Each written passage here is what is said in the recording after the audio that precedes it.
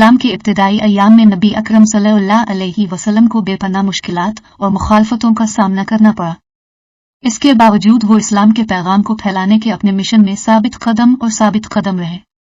एक काबिल जिक्र कहानी उनकी मक्का से मदीना हिजरत की है, जिसे हुजरा कहा जाता है। जैसा कि मक्का में जुल्म और सितम शिद्दत इख्तियार करता गया, पैगंबर और उनके पैरोकारों को एक नाजुक फैसले का सामना करना पड़ा। खतरात के बावजूद पैगंबर इस्लाम अपने करीबी साथी अबू बकर के साथ मदीना की तरफ खतरनाक सफर पर रवाना हुए।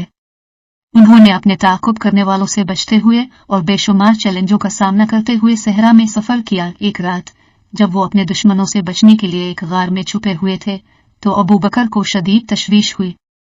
इससे खदशा था कि उनके दुश्मन उन्हें तलाश कर लेंगे और उनका मिशन नाकाम हो जाएगा। ताहम नबी सल्लल्लाहु अलैहि वसल्लम को सुकून रहे और अपने साथी को तसल्ली दी।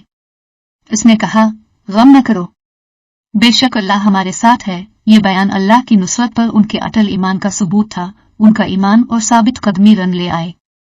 पैगंबर मोहम्मद और उनके पैरोकार कामयाबी के साथ मदीना पहुंचे, जहां उनका खुले आम इस्तकबाल किया गया। हिजरत ने इस्लामी तारीख में एक नए बाब का आगाज किया, जिसके नतीजे में एक मजबूत और फरोग पजीर मुस्लिम कम्युनिटी कायम हुई। ये कहानी हमें याद दिलाती है कि मुसीबत के आलम में अल्लाह पर अटल यकीन और भरोसा हमें तारीख तरीन दौर में रहनुमाई कर सकता है।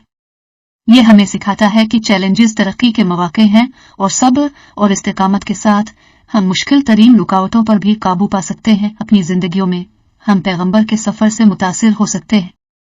जब हमें मुश्किलात का सामना करना पड़ता है, तो हमें याद रखना चाहिए कि अल्लाह की नुसरत हमेशा करीब है।